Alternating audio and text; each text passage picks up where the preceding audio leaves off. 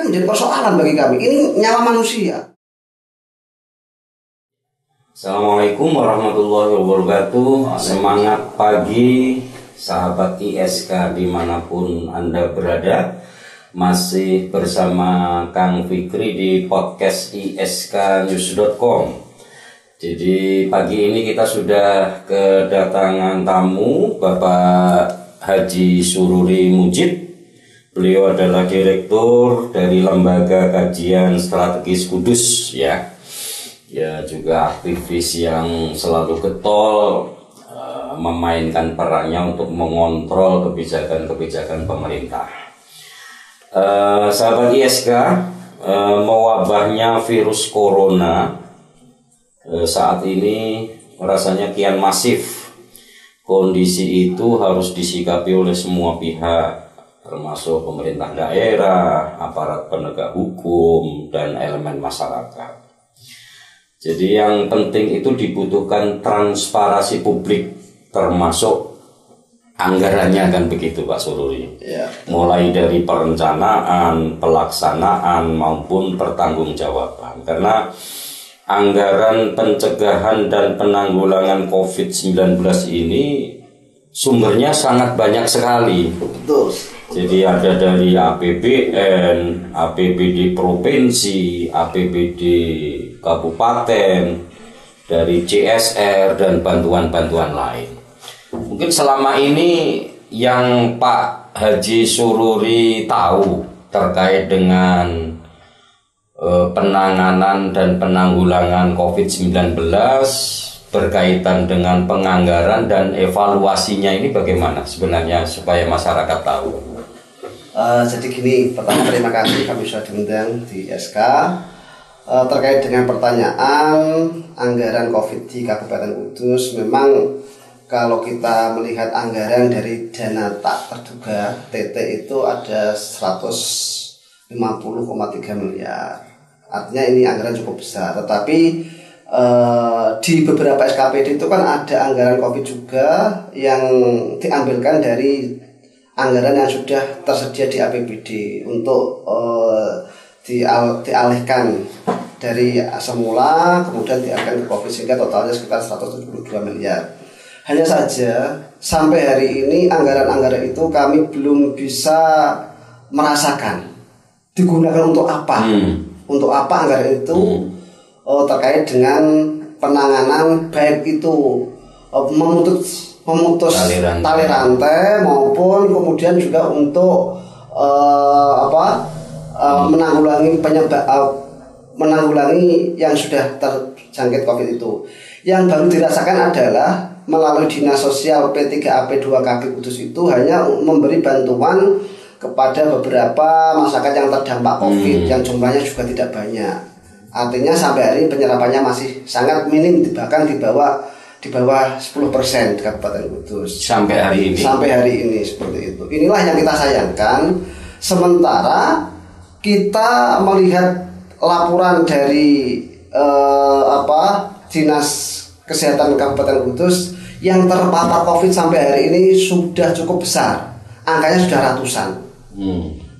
Angka sudah ratusan. Sementara ada kelonggaran masyarakat di dalam melakukan aktivitas setiap hari. Inilah yang kita sayangkan. Bahkan yang kita tahu kebijakan yang diambil malah memberikan kebijakan seperti misalkan pembatasan jam malam. Ada menaruh beberapa petugas di perempatan, di beberapa tempat, dan itu dianggarkan dari situ. Tapi efeknya justru malah lebih besar. Efek yang lebih besar itu artinya bahwa masyarakat yang terpapar COVID ini jumlahnya lebih besar daripada sebelum ada jam malam ini. Jadi zonanya malah meningkat. Artinya jadi keberadaan jam malam yang dibuat kebijakan pemerintah Kabupaten Kudus dalam penanggulangan COVID ternyata tidak berbanding lurus dengan banyaknya masyarakat yang terpapar COVID. Bisa diartikan bahwa program itu tidak berdaya guna dan berhasil guna maksimal, kan begitu, terkait dengan memutus tali rantai penyebaran COVID, kan. Betul. Ternyata zonanya masih juga. Faktanya adalah hari ini banyak masyarakat yang sudah terpapar positif COVID itu. Inilah yang kami sayangkan Pemkab. Makanya saya selalu mengusulkan, pertama yang digunakan harus ada kegiatan tes rapid test. Yang kedua harus tracing itu. Setelah orang yang dinyatakan terpapar COVID, seharusnya tidak hanya mereka yang ada di ring satu keluarga, tetapi juga siapa saja masyarakat yang pernah berinteraksi kepada orang yang sudah terpapar COVID itu. Hari ini hanya kebijakan yang dilakukan oleh pemerintah adalah hanya melakukan tracing kepada orang-orang yang ring satu yang sudah terpapar COVID. Inilah yang kita sayangkan. Jadi tidak kepada mungkin klaster-klaster yang barangkali mungkin sudah ada terpapar kan begitu. Betul. Jadi terkait dengan penganggaran, faktanya sampai sekarang masih berkisar 10% penyerapannya. Sementara kita melihat bahwa status zona merah di Kabupaten Kudus ini sudah semakin memprihatinkan kan begitu. Betul. Kira-kira menurut Pak Haji Sururi, apa yang bisa dilakukan oleh ya tentunya gugus lah dalam hal ini yang punya tanggung jawab penuh terhadap penanggulangan dan pencegahan COVID-19. Artinya hal apa saja yang menurut Mas Kaji ini bisa dilakukan dalam jangka pendek yang outputnya nanti itu bisa merubah status zona merah di kabupaten kita tercinta ini? Kalau saya berpendapat, jadi salah satu untuk memutus tali rantai penyebaran COVID adalah ketika di salah satu desa A, kemudian ada nama misalkan Fulan kena terpapar COVID, itu harus langsung di lockdown wilayah sekitar RT RW-nya, minimal satu RT itu di lockdown. Nah inilah upaya yang sangat efektif dalam rangka untuk pencegahan penyebaran seperti itu. Selama masyarakat dibiarkan untuk beraktivitas, kemudian protokol kesehatan, kemudian sangat minim sekali protokol kesehatan itu dilakukan, dan edukasi pada masyarakat juga tidak diberikan secara masif. Inilah yang saya khawatirkan akan semakin banyak. Oleh sebab itu saya berharap Pemkab karena Kudus ini zona merah termasuk 4 besar di Jawa Tengah, ini harapan kami adalah bagaimana ke depan ini betul-betul membuat kebijakan yang betul-betul mampu untuk memutus penyebaran COVID-19 ini. Dan yang paling kita prihatinkan adalah di Dinas Kesehatan itu ada anggaran 475.200.000 itu digunakan untuk menyewa hotel, dan itu ternyata sudah habis uang itu. Sudah digunakan.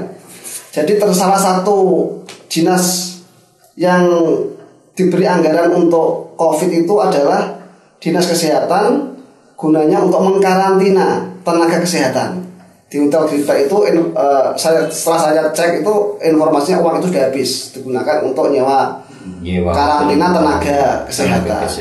Nah setelah kita telusuri, saya tanya pada direktur rumah sakit umum, ternyata tenaga kesehatan dari rumah sakit umum tidak mau ke sana, tapi di asrama Akbit ya, yang ternyata digunakan untuk di rumah sakit yang lain. Nah inilah tapi besaran itu kira-kira kalau disesuaikan dengan realita atau fakta yang ada ini, ada dugaan bermain-main apa tidak itu untuk 400 juta sekian, 475.200.000. Saya yakin masyarakat boleh menduga untuk itu, karena akuntabilitas dari penggunaan itu susah untuk dipertanggungjawabkan manakala tidak ada transparansi dari dinas terkait. Kecuali dinas terkait itu bisa memberikan informasi pada masyarakat, kita menyewa kamar sekian, berapa hari sekian, berapa jumlah tenaga medis sekian, itu bisa disampaikan masyarakat baru masyarakat jangan ada prasangka itu. Tetapi selama tidak ada transparansi terkait dengan penggunaan dana seperti itu, ya masyarakat wajar kalau menduga ada permainan dana. Apalagi nyun sewu, biasanya itu kalau di hotel kan biasanya ada, apalagi kalau perusahaan instansi kan mesti ada diskonnya. Apalagi ini adalah kepentingan untuk tenaga kesehatan. Saya yakin juga ada diskonnya. Kayak nanti nggak diskonnya ada di bawah, tetapi di situ tetap tercatat angkanya. Nah ini juga wajar masyarakat kalau kemudian menduga seperti itu. Jadi ya paling tidak pemerintah harus selalu mewaspadai potensi penyalahgunaan anggaran COVID itu, karena jangan sampai bencana ini menjadi ajang korupsi pejabat dan mungkin oknum-oknum yang terkait kan begitu. Oleh karenanya dalam hal ini kembali ke minimnya penyerapan, apalagi dari 10% dari 170 miliar tadi sudah yang muncul untuk sewa hotel, kemudian pembiayaan kegiatan yang lain itu sebenarnya kalau boleh dijelaskan, Pak Sururi kan sudah punya catatan ini. Dari 170 miliar itu kira-kira yang paling besar itu digunakan untuk membiayai kegiatan apa? Jadi 172 itu akumulasi dari dana TT maupun dana SKPD yang diakumulasikan dipindahkan itu. Termasuk salah satu yang mendapatkan anggaran untuk COVID ini adalah di Dinas Perdagangan. Perdagangan itu angkanya mencapai 708.700.000 rupiah. Dan ini banyak digunakan untuk bahan habis pakai. Misalkan membeli hand sanitizer, kemudian digunakan penyemprotan, disinfektan dan seterusnya itu. Dan sampai bulan Juni, 19 Juni ternyata anggaran itu juga sudah habis.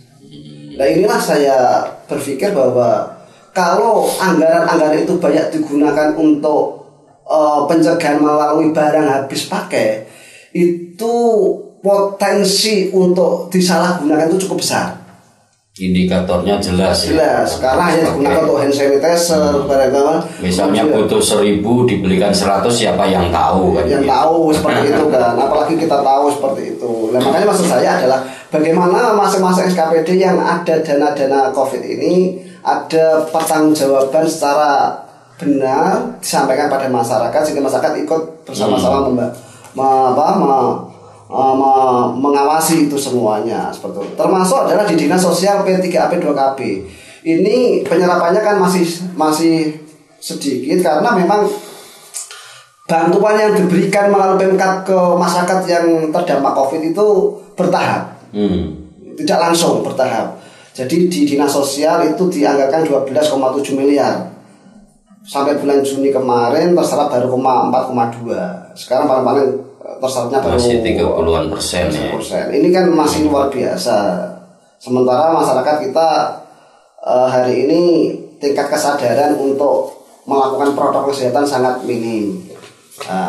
Makanya kemarin saya komunikasi dengan dinas terkait, kalau misalkan masyarakat diberi edukasi melakukan kesadaran itu dengan cara memakai masker, walaupun masyarakat sudah ada yang membeli, tetapi hari ini pemerintah Kabupaten Kudus belum secara masif memberikan masker ke rumah-rumah. Nah, kalau kemudian ada anggaran itu kenapa nggak digunakan? Sehingga ketika masyarakat setiap rumah diberi masker, ketika keluar rumah pakai masker, ya, minimal ada tanggung jawab moral. Wis dikei kok nggak dipakai. Ya, seperti itu. Saya padahal sudah ada anggarannya itu ya. Sudah anggaran itu ada. Anggaran kenapa nggak digunakan? Dana TT kan bisa digunakan untuk itu. Dan tidak perlu ribet seperti nggarap kegiatan-kegiatan infrastruktur ya. Karena sudah bekali oleh Presiden kita Perpu nomor 1 tahun 2020 yang sudah ditetapkan menjadi Undang-Undang nomor 2 tahun 2020 tentang sistem kebijakan negara dan keuangan terkait penanganan COVID. Sebetulnya itu sangat gampang itu loh.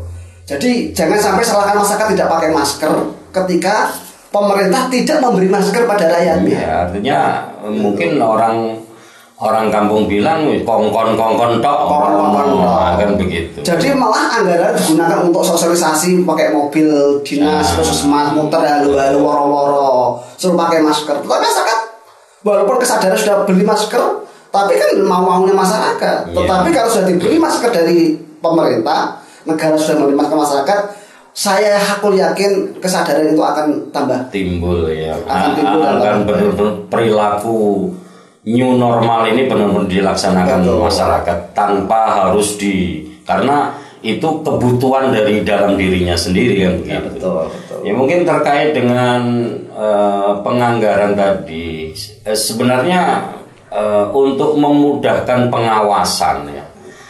Tadi Pak Haji Sururi menjelaskan bahwa di dinas ini ada ini sendiri, sehingga mungkin pengawasannya akan kesulitan kalau misalnya penganggaran itu bisa satu pintu, misalnya tim khusus ya, masuknya tim khusus penanganan gugus penanganan dan pencegahan COVID itu akan lebih mudah pengawasannya. Ketika masing-masing dinas menganggarkan sendiri atas nama COVID, ya tentu pengawasannya akan lebih sulit kan begitu. Sehingga serapannya pun seolah tidak ada target waktu kan begitu.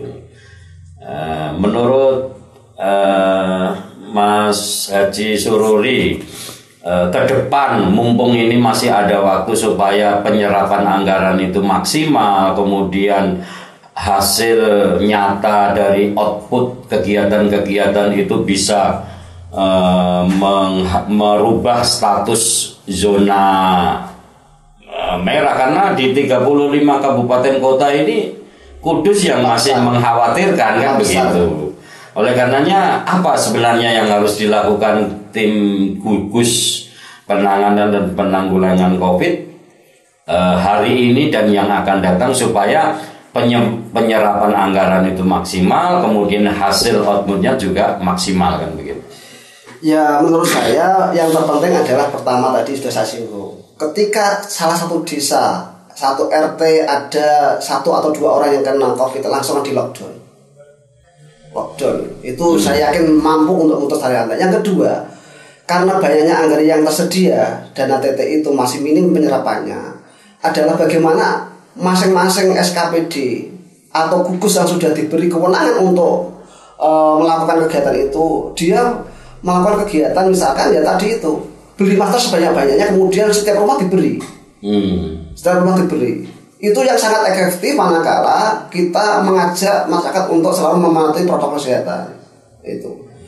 Yang ketiga adalah melibatkan seluruh stakeholders dan tokoh-tokoh masyarakat untuk selalu memberikan edukasi pada masyarakat tentang bahaya COVID seperti itu, sehingga mereka akan sadar melakukan protokol kesehatan dengan sendirinya setelah menggandeng para tokoh masyarakat, tokoh agama, tokoh pemuda untuk selalu memberi edukasi pada masyarakat.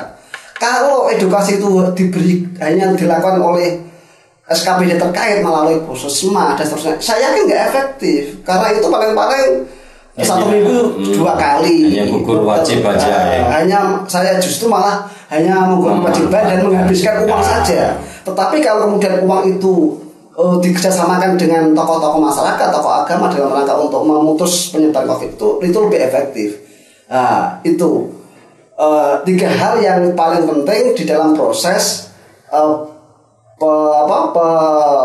pemutus rantai penyebaran COVID. Dan yang paling penting lagi adalah ya tadi itu, ketika ada satu keluarga salah satunya sudah dikatakan terpapar COVID, harus ada tracing itu. Siapa yang pernah berinteraksi dengan si fulan tadi yang kena COVID itu harus ditelusuri sampai mana-mana. Jangan sampai hanya di ring satu saja. Nah, kebijakan di gugus ini ternyata kan yang itu hanya ring 1. Padahal nggak menjamin ketika ilmunya itu bagus, imunnya tinggi, saya yakin ring 1 juga nggak akan terpapar. Tetapi bagaimana orang-orang yang pernah berinteraksi? Nah itulah yang kami berharap masyarakat pihak gugus tugas itu betul-betul melakukan tracing kepada orang-orang yang pernah berinteraksi pada masyarakat yang sudah terpapar COVID itu. Selama itu dilakukan pasti akan semakin banyak. Jadi mungkin tadi lapangan sendiri sebenarnya masih banyak dusta yang dilakukan oleh masyarakat, khususnya mungkin di klaster-klaster tertentu ya, mungkin karena dia khawatir ketika melaporkan ada karyawannya yang terpapar positif COVID kemudian mendapat sanksi dan lain-lain. Ini seolah perusahaan itu memilih untuk diam, tidak melaporkan dan menanganinya sendiri dengan protokol mereka sendiri kan begitu. Sehingga ketika kemudian di satu klaster tertentu kita dapat informasi bahwa ada sekian karyawannya yang positif dan kita cek ke gugus, ke dinas kesehatan dan ke semua rumah sakit di Kudus tidak ada di klaster itu, maka ini juga salah satu sebab yang akan menjadikan proteksi penyebaran COVID-19 ini menjadi terhalang kan begitu. Salut pada salah satu perusahaan rokok yang ada di Jawa Timur. Begitu ada tenaga kerjanya yang terpapar langsung di lockdown. Disterilisasi, kemudian di karantina. Itu karena ada keterbukaan dari perusahaan sama pemerintah juga kompak. Hari ini saya melihat Kudus nggak setegas itu. Padahal itu potensi penyebarannya ketika protokol kesehatan tidak terpenuhi, masih ada kerumunan, tidak jaga jarak, tidak menyediakan cuci tangan dan masker, ini sangat berpotensi. Oleh karenanya ya mungkin kita berharap tim gugus penanganan dan pencegahan COVID di Kabupaten Kudus ini benar-benar lebih maksimal dan lebih tegas kepada semua klaster. Katakanlah hari ini di salah satu lembaga keuangan ada sudah banyak hampir kalau total dari kemarin itu sudah 10-an lebih. Ternyata sampai hari ini layanan masih buka. Layanan masih buka. Ini kan menjadi persoalan bagi kami. Ini nyawa manusia. Dan yang tahu kalau di sana ada yang positif COVID ini tidak semua orang. Tidak semua orang. Ini sengaja ada dusta kan begitu. Nah, makanya kita berharap tim gugus yang punya kewenangan ini untuk menindak, karena itu melanggar protokol kesehatan juga kan begitu.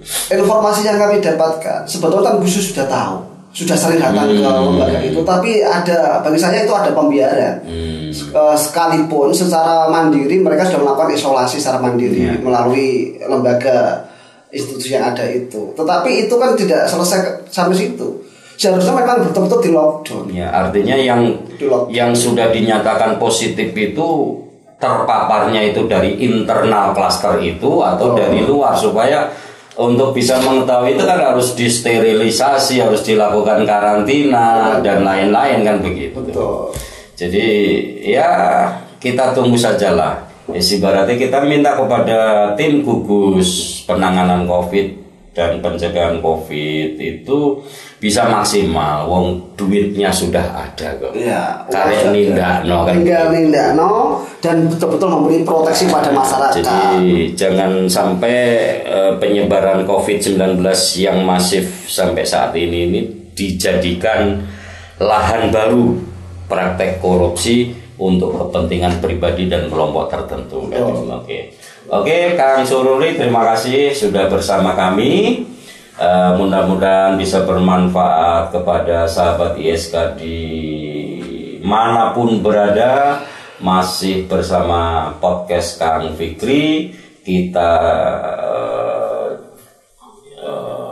kita pecahkan masalah dan syukur mendapatkan solusinya. Terima kasih. Assalamualaikum warahmatullahi wabarakatuh.